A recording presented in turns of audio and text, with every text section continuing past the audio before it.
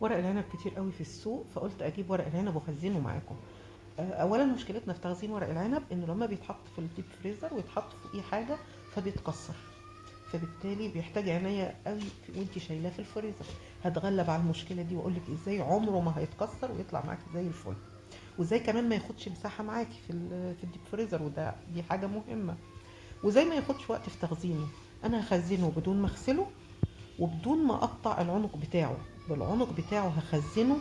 وهنشوف ان شاء الله، اعمل لكم فيديو. طبعا انا خزنته، طب ازاي هستخدمه بعد التخزين؟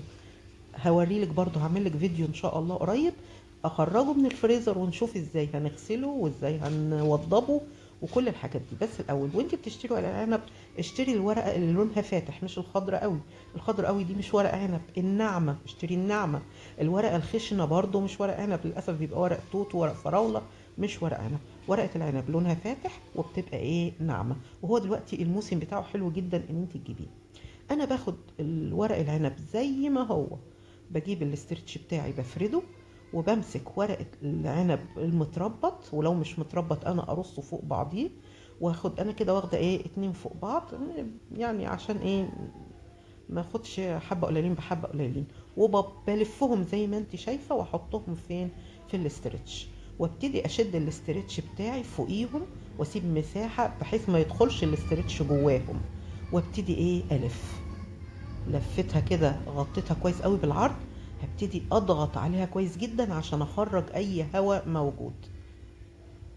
تمام. بعد كده هاخد الاسترتش والف بالعكس، يبقى انا لفيت مره بالطول ومره بالعرض مع الضغط عليه عشان اخرج اي هواء موجود ايه عندي في ورق العنب.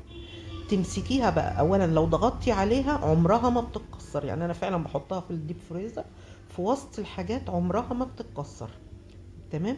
هلفها بقى كده كويس قوي، واعمل الكمية بتاعتي كلها بنفس الطريقة.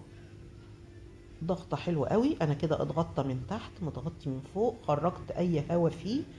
وبشيله بالعنق بتاعه، بشيله من غير من غير ما بغسله، لان لو فيه مية هيبوظ على فكرة.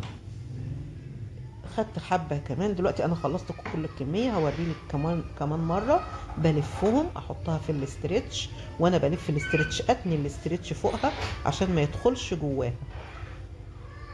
وهشوف ان شاء الله، هعمل لكم فيديو ازاي هخرجها وازاي هستخدمها. طب انا خرجتها من الفريزر هستخدمها ازاي؟ لو انت حابه تشوفي الفيديو اللي هوريكي فيه ازاي هتستخدميه وازاي هتسلقيه وازاي هتوضبيه، يا ريت تكتبي لي في الكومنتات. ولو وصلتي بقى معايا لحد هنا، لايك للفيديو وشير لاصدقائك عشان يشوفوا الطريقه دي. واتمنى الفيديو يعجبك،